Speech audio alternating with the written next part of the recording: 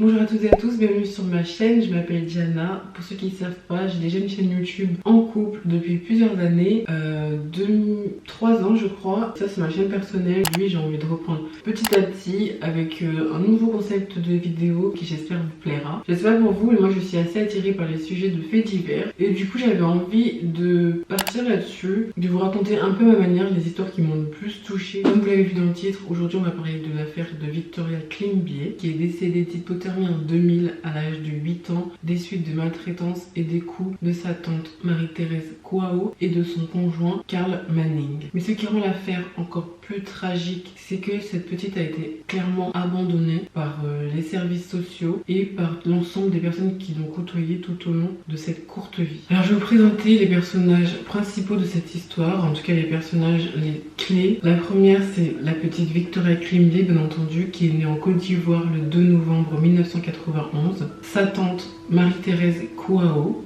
qui est sa grande tante du côté de son père, Karl Manning, qui est le petit ami de Marie-Thérèse, et son père Francis Klinkby et sa mère Berthe Amoissy. Donc pour le début, il faut savoir que Marie-Thérèse Kouao vit en France avec ses 3 garçons, où elle vit à ce moment-là des prestations sociales. Donc tout commence lorsque Marie-Thérèse Kouao rentre en Côte d'Ivoire en 1998 pour les funérailles de son frère. Lors de ce voyage, elle décide de rendre visite à son neveu Francis Klinkby, et en fait, lors de cette visite totalement calculée avec son objectif en tête, elle propose à Francis Klinkby de prendre sa fille sous son aile pour, dira-t-elle, lui donner une meilleure éducation, lui permettre d'avoir une meilleure vie. Il faut savoir qu'elle avait orchestré ça depuis super longtemps et qu'elle était extrêmement déterminée à ramener une petite fille avec elle en France, puisqu'en fait, dès que les Klinkby ont accepté que leur fille parte avec elle, il était déjà inscrit sur les passeports le nom d'une autre petite fille qui s'appelait Anna Kouao. Mais en fait, lorsque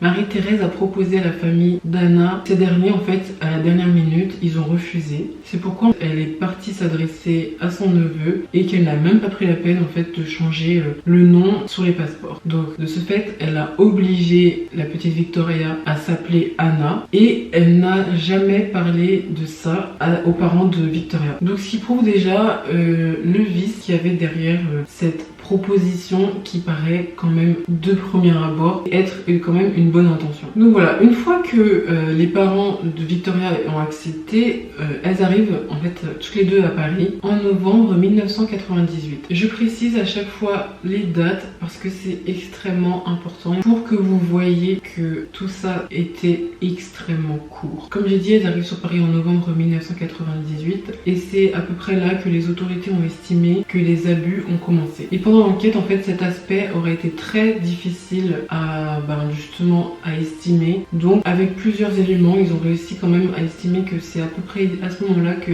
tout a commencé au niveau des abus physiques. Donc grâce à Victoria, Marie-Thérèse, comme prévu, elle a réussi à avoir plus d'aide sociale. Et en fait, là où ça commence pas du tout à aller comme il faut, la petite est inscrite à l'école, mais elle y va très peu. Elle est très souvent absente parce que justement les abus ont commencé à ce moment-là. Et en fait, très vite, les autorités ont suspecté de la maltraitance sur la petite, justement parce qu'elle n'allait pas souvent à l'école. Et comme le prévaut la loi française, des avertissements ont été faits à plusieurs reprises. La maîtresse de Victoria a précisé que lorsque la petite était présente, elle s'endormait très souvent sur son bureau et qu'à ce moment-là, elle présentait déjà des cicatrices sur son corps. Elle ajoutera également que le dernier jour où Victoria aurait été vue à l'école, elle portait une perruque. Bien entendu, on se doute que c'était sûrement pour cacher les cicatrices que Marie-Thérèse Kouao lui infligeait déjà. À ce moment-là, voyant que les taux se resserraient déjà par rapport à l'école et parce qu'elle devait déjà rembourser plus de 1000 € aux aides sociales parce qu'elle avait touché trop d'argent, elle voyait que les choses allaient pas comme elle le voulait et qu'elle pouvait rendre des comptes assez rapidement. Donc elle décida de partir de Paris pour Londres avec Victoria. Donc faisons une pause là.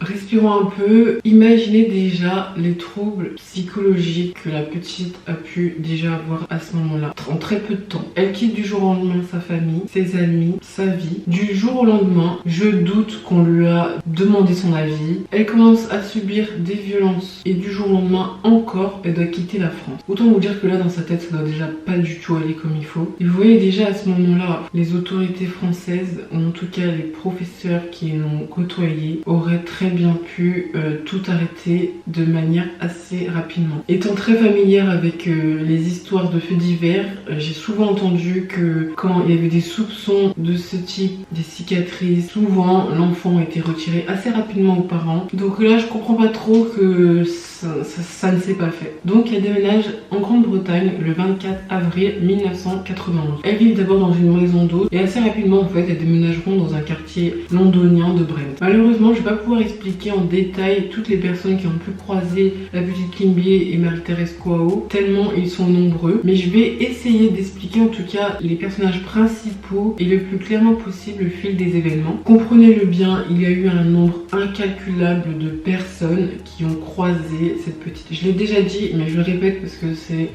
vraiment l'une des choses qui rend l'histoire encore plus tragique, c'est que plein de personnes ont croisé cet enfant et ont constaté son état et clairement ils n'ont rien fait. Les choses auraient pu s'arrêter très vite. Donc là je vais vous parler des personnes principales qui l'ont croisé. Donc le 25 avril 1991, Marie-Thérèse accompagnée de Victoria décide de rendre visite à un parent éloigné par mariage, Madame Esther Aka qui est une sage-femme, et sa fille. Cette femme expliquera avoir enlevé la perruque de Victoria et constaté une brûlure. Marie-Thérèse le justifiera cela par le fait que la petite a eu un accident avec une casserole d'eau chaude. Elles étaient sceptiques mais elles n'ont pas cherché à aller plus loin. Après cette première rencontre, Esther Aka les croisera plusieurs fois et constatera l'état déplorable de la petite, très amaigrie, pas propre, avec des cicatrices sur le visage. Mais Marie-Thérèse avait toujours une explication. Mais Madame Aka était de plus en plus suspicieuse et commençait à s'inquiéter vraiment pour la petite. Le 8 juin 1998, Marie-Thérèse Kouao emmène la petite Victoria voir une infirmière, mais celle-ci n'a pas examiné la petite de manière approfondie, elle ne l'a pas déshabillée, elle ne l'a pas auscultée, car, je cite, elle ne justifierait d'aucun problème de santé. Les seuls moments de bonheur que la petite Victoria vivra, ce sera lorsque Marie-Thérèse Kouao trouvera un emploi à l'hôpital. À la mi-juin 1999, Victoria passait à ce moment-là la majeure partie de son temps chez Brent et Priscilla Cameron, une assistante maternelle pas déclarée, que Marie-Thérèse Kouao aura rencontrée pendant son travail. Il faut quand même préciser que aucune institution n'a pris en charge le fait que la petite doit aller à l'école. Je sais qu'en France c'est obligatoire, un enfant qui va pas à l'école c'est directement signalé, mais là, sachant que Marie-Thérèse elle cherchait à avoir des aides sociales, donc elle présentait Victoria comme étant sa fille, donc il n'y a eu aucune institution, donc elle n'était pas scolarisée. Donc en fait la famille Cameron c'était une famille très gentille qui jouait avec elle, qui la traitait bien. Elles expliqueront pendant l'enquête que dès que Marie-Thérèse se présentait pour récupérer la petite, Victoria se renfermait. Elle gardait la tête baissée et bien sûr Marie-Thérèse ne lui parlait que en français, justement pour pas que les Cameron comprennent ce qu'elle lui dit. Par la suite, à plusieurs reprises, elles ont constaté des coupures sur les mains de la petite Victoria et quand elles ont demandé des explications à Marie-Thérèse, celle-ci dira qu'elle jouait avec des lames de rasoir et que elle s'était tailladée toute seule les mains. Genre, what? À quelle heure une enfant de 8 ans joue avec des lames de rasoir? Donc déjà, à quelle heure tu la laisses jouer avec des lames de rasoir? Et à quelle heure elle-même toute seule, elle a accès à ça? Elle joue avec et comme ça, elle décide de se taillader les mains. Dieu merci, un peu de positivité. Le 18 juin 1999, Esther Aka, elle prendra la décision d'appeler de manière anonyme les services sociaux pour alerter l'état de la petite et la situation dans laquelle elle vit. En fait, elle a pris cette décision parce que quelques jours auparavant, elle avait croisé la petite Victoria et Marie-Thérèse Kouao et elle avait constaté une cicatrice sur sa joue qui, selon Kouao, était due à une chute dans un escalator. De plus, elle avait également rendu visite à Marie-Thérèse et elle a pu voir en fait qu'elles vivaient toutes les deux dans une seule pièce dans laquelle des gens allaient et venaient, fumaient dans cette pièce alors que c'est une seule pièce dans laquelle elles vivaient toutes les deux.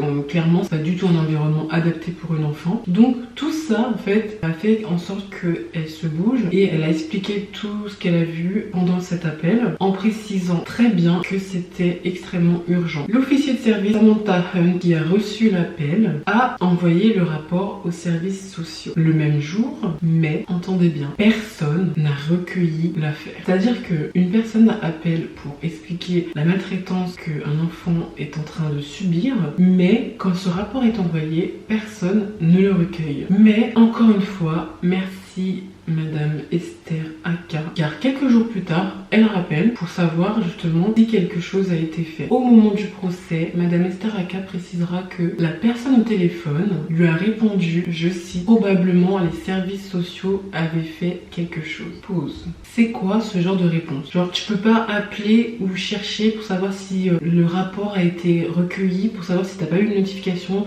ou un mail de retour, ou je sais pas, quelque chose qui prouverait que les choses ont été faites et pas probablement ou supposément. Et bien entendu, suite à cet appel, cette personne au téléphone ne fera pas une nouvelle saisine, un rapport pour le renvoyer et faire en sorte que justement les choses soient faites. Et là en fait on voit à quel point les services sociaux ici ont merdé. Le premier élément de la chaîne qui permet que les choses soient faites pour sortir un enfant de la misère et de la maltraitance a foiré, parce que tu prends pas la peine de chercher à savoir si quelqu'un a recueilli oui ou non cette saisine. C'est aberrant. Donc en fait à ce moment-là, Madame Esther Aka, elle considère que les choses vont être faites. Franchement c'est logique. Je sais pas pour vous, mais si demain vous appelez, vous êtes dans sa situation, vous appelez à 2 reprises, une première fois pour expliquer les choses, une deuxième fois pour voir si les choses ont été prises en charge, et qu'au téléphone on vous dit que, personnellement j'estimerais avoir fait les choses qu'il fallait. La seule chose peut-être que je n'aurais pas fait, c'est d'appeler de manière anonyme. J'aurais préféré, je sais pas pour vous, dites-moi en commentaire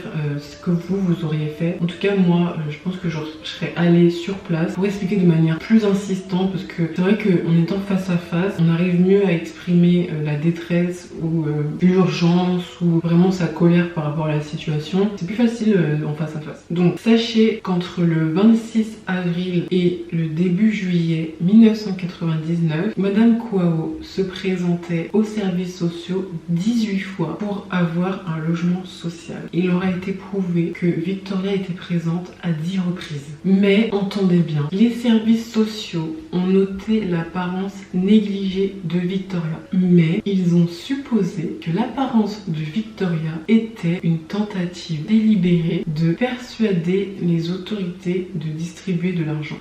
Ce type de raisonnement. Donc là je viens de vous résumer les premiers moments où Victoria elle est en Grande-Bretagne et là où les personnes principales l'ont croisée. Donc là on arrive au second temps de la vidéo qui va suivre, et quelque chose d'assez inimaginable. Il s'avère que ça sera les derniers jours de Victoria. Donc retenez bien cette date. Le 14 juin 1999, Marie-Thérèse rencontre Carl Manning, un homme âgé de 26 ans chez qui elles vont aller vivre très vite. À ce moment-là, les pires sévices qu'on puisse faire à une petite fille, à un être humain, vont lui être faits. Alors ils se rencontrent dans le bus parce que les chauffeurs de bus, ils échangent leurs coordonnées et ils commencent à se voir. C'est à dire que c'est un homme qui n'a pas vraiment de vie sociale, il vit dans un tout petit appartement. L'enquête prouvera que Marie-Thérèse en fait c'est sa première compagne. L'appartement c'est une petite pièce avec un canapé lit, un canapé, une petite cuisine, une salle de bain avec les toilettes à l'intérieur. Il faut comprendre, mais je pense que ça vous aura pas échappé, que Marie-Thérèse est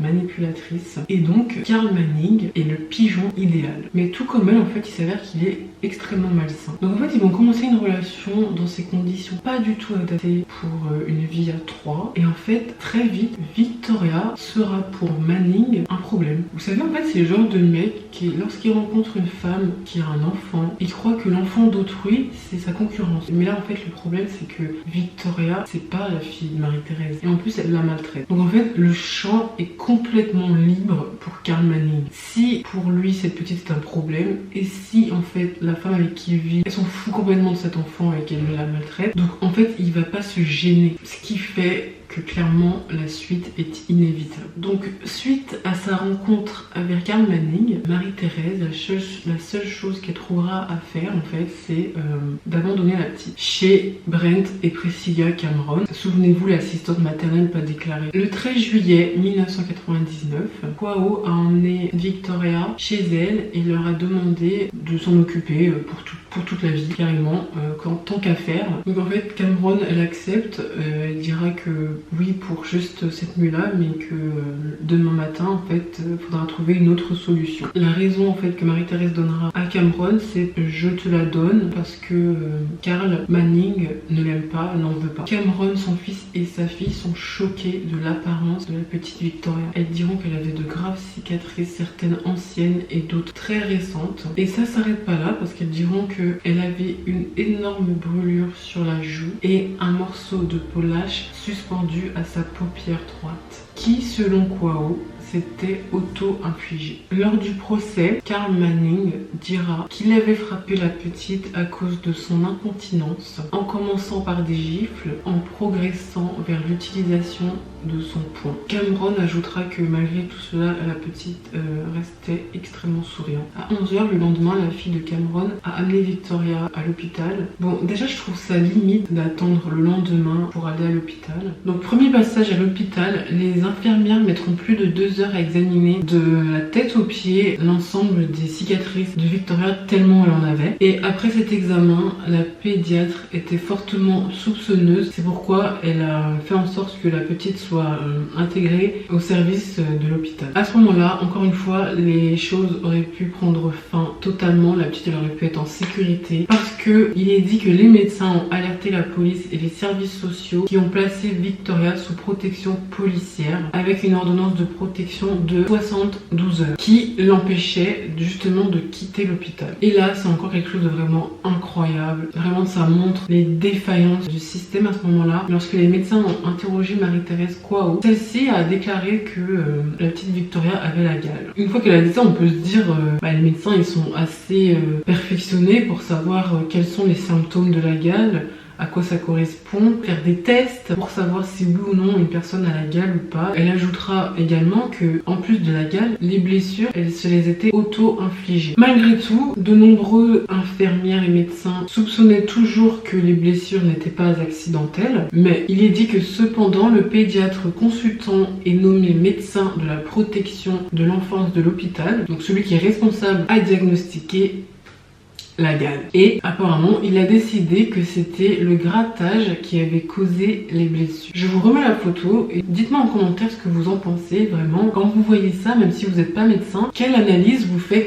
Il s'avérera qu'un autre médecin a finalement écrit dans le rapport de la petite, de manière trompeuse, aux services sociaux, qu'il n'y avait pas de problème de protection de l'enfant. Du coup, Madame Quao a finalement ramené Victoria chez elle le 15 juillet 1999. Comprenez bien, le 15 juillet 1999, elle rentre à la maison. Deuxième moment où elle part à l'hôpital, le 24 juillet 1999, avec une grave brûlure à la tête encore et d'autres blessures. On aura à ce moment-là une constatation directe des troubles psychologiques que la petite a de par la présence de Marie-Thérèse devant les infirmières. Il a été dit par les infirmières, lorsque les médecins ont donné une description de l'état de la petite, Marie-Thérèse hurlait sur Victoria en l'accusant que ses blessures c'était de sa faute, et la petite a immédiatement sauté du lit et s'est mise au garde à vous. Les infirmières diront elle avait si peur qu'elle s'est mouillée. Ça veut dire que la petite, en entendant hurler sa tante, mère, bref, elle s'est fait pipi dessus devant des infirmières.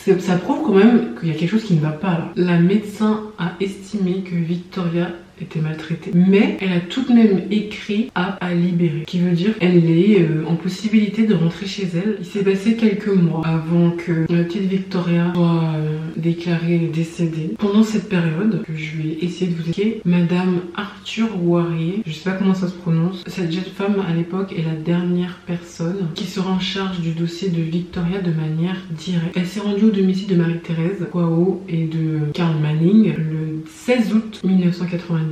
Et un autre jour, lorsque Manning a commencé à forcer Victoria à dormir dans la baignoire. Il s'avère que pendant l'enquête, Arthur Warrier a déclaré lors de l'enquête qu'elle avait l'impression que Climbié semblait heureuse. Arthur Warrier et Victoria se sont rencontrés à 4 reprises pour une durée de moins de 30 minutes sans jamais parler en tête-à-tête avec l'enfant. Les 4 visites ont été faites et en fait Marie-Thérèse a décidé qu'elle répondrait plus à aucune des visites. Elle s'est tournée en fait vers les églises l'église et le pasteur dira que Marie-Thérèse lui avait dit qu'elle était la mère de la petite et que les démons étaient en elle. Cela en fait le pasteur a offert apparemment des prières à Victoria pour chasser le diable et en fait il pensait lui que les blessures étaient dues aux démons qui s'exprimaient en elle. Franchement on marche sur la tête et je déteste ce genre de raisonnement parce que pour moi c'est vraiment des prétextes pour pouvoir maltraiter quelqu'un, le tuer, et ici on est face à un enfant. Sachez que d'octobre 1999 à janvier 2000, Manning a forcé